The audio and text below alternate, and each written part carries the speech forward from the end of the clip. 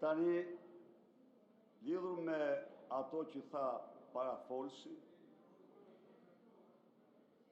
e garantoj çdo shqiptar se ajo protest është protesta më madhështore që ka njohur Shqipëria dhe se demokratët janë të ftuar të marrin pjesë masive në këtë protest dhe se kur klithma thirrje të opozicës apo grupusklave të George Sorosit nuk mund të më impresionojnë mua dhe nuk mundet kur të më devijojnë të mbroj kauzat që besoj. Ndaj dhe unë do ta mbroj gjë në fund kauzën e asaj proteste. E mbroj çdo ditë. Do ta mbroj në Shqipëri dhe në arenën ndërkombëtare dhe nuk ka forcë në botë që më tërheq mua nga parimet e mia.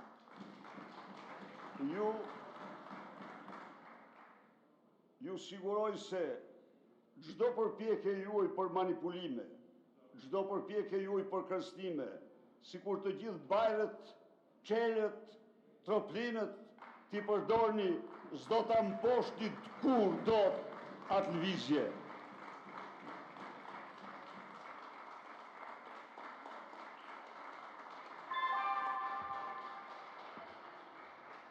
Hedhim në votim të hapur me karton propozimin e grupit parlamentar të Partisë Demokratike. Kush është pro, kundër, abstenim?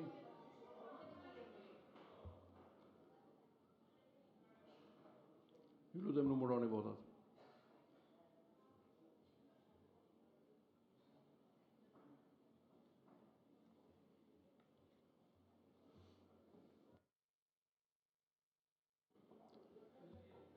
(26 pro, 80 kundër, abstenim nuk ka, kërkesa nuk miratohet, pra çështjet qëndrojnë në rendin e ditës së ditës së sotme.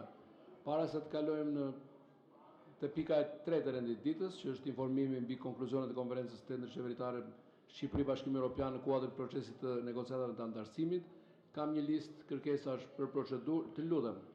Kërkesa për procedurë, ju lutem respektoni rregulloren. Fjala procedurë duhet lidhet me rendin e ditës, votimin, por nuk mund të jenë fjalime politike. Fjalimet politike natyrisht është e drejta juaj, por kur të vi radha. Zoti Erald Kapri. Ka kaluar tani, kemi hyrë te pika. Faleminderit. Zoti kryetar. Kërkoni fjalën te procedura dhe ju dëgjova pak më përpara që shprehet një shqetësim në lidhje me gjuhën dhe gramatikën në procesverbalin e kuvendit, por ende nuk kemi dëgjuar nga ju si kreu kuvendit apo institucioni në lidhje me denoncimin publik që ka bërë kolegja e nderuar e kësaj salle, zonja Mariana Koçeku, që është kërcënuar nga bandat famkeqe të Shqipërisë.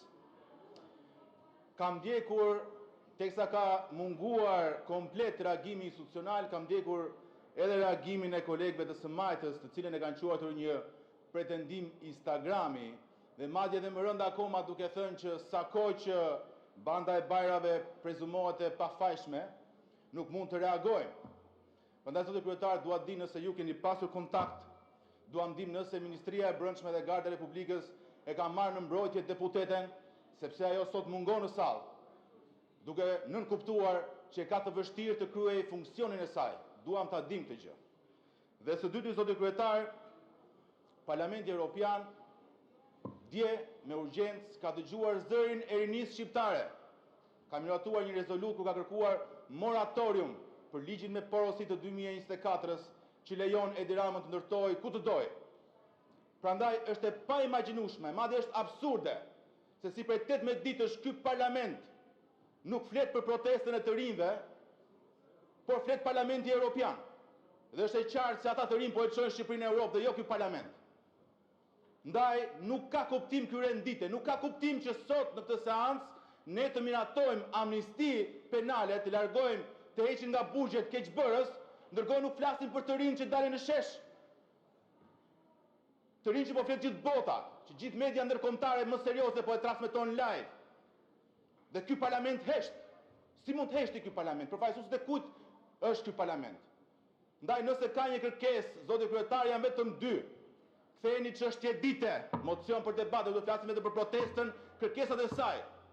Dhe nëse nuk ndodh kjo, kini guximin tjetër atëherë shpëndajeni këtë parlament të turpshëm. Shpëndajeni me njëherë. Ka dalë rinia në shesh, kërkohen zgjedhjet parakosh me dorëheqje. Nuk ka kuptim të sillemi sikur s'ka ndodhur asnjë gjë.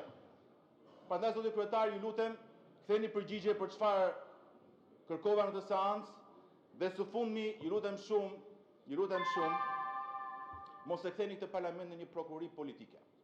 Ditën e martë ka ndodhur një akt i rëndë në këtë parlament, teksa kryetari i Komisionit të Ligjeve dhe kreu i sekretariatit zoti Manja ka përjashtuar për 30 ditë kryetarin e partie zotin Shehaj, cilën e keni apeluar, po jo vetëm kaq, po më ka fyer dhe mua personalisht duke më mohuar fjalën në Komisionin e Ligjeve. Mos e ktheni parlamentin në një parlament prokurorie politike, zoti kryetar. Faleminderit. Në fakt, e gjithë fjala juaj ishte për ta kthyer parlamentin në prokurori politike. Kërkesa që nuk lidhen fare me punën tonë të ditës. Ka institucione që ndjekin edhe pretendimet për intimidime, për kërcënime e tjera, nuk mund të merremi ne këtu në parlament. Nëse e keni për populizëm, ju lutem mos shfrytëzoni hapësirën e procedurës. Fjalimet politike bëheni ku të doni, gjatë kohës që keni, por jo te procedura, sepse procedura lidhet me funksionimin e një institucioni shumë të rëndësishëm që është Kuvendi i Shqipërisë. Dhe edhe mos bërtit, zoti Shehe, mos merr avantazhin e timbrit të veçantë të zërit. Zoti Gjiknuri. Kryetar, në fakt, procedura lira së replikë, sepse tash mu dha rasti, meqense politikani më parshëm, që unë e quaj një lloj babeli psikologjik, se gjithmonë aty ku do t'i mësoj asaj që ka rëndësi dhe e bën irrelevant, ka një parim që e di shumë mirë se njihemi prej kohësh. Nuk ka rëndësi gënjeshtra, thot. Ka rëndësi kush e thot i pari. Në fakt, ajo teknologjia e tij funksionon.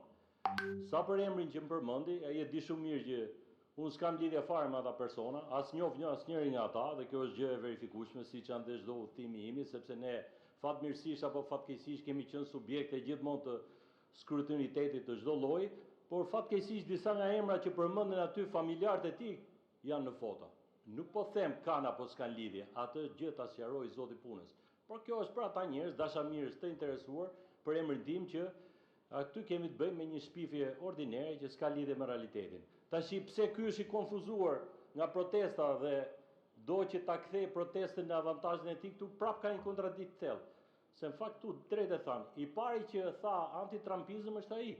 Më vonë e ktheu pllakën. Kur të dalë e vërteta e Arubës, edhe unë do të them, çfarë marrëveshjesh ka bërë ai për t'i lënë hapësirë që të udhtoj prapë në Amerikë. Këtë mbase ai duhet t'ia shpjegoj demokratëve të tij, por unë do të flas kur dalë dhe e vërteta e Arubës. Faleminderit. Urdhëroni. Replik zoti Berisha. Replik mbi fjalën për procedurë të zotit Gjiknuri.